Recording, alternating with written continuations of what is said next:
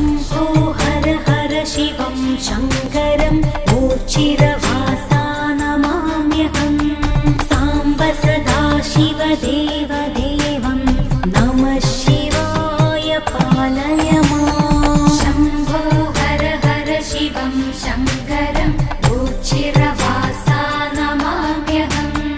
साम्ब सदा शिव देवदेवं नमः शिवाय पालय माम्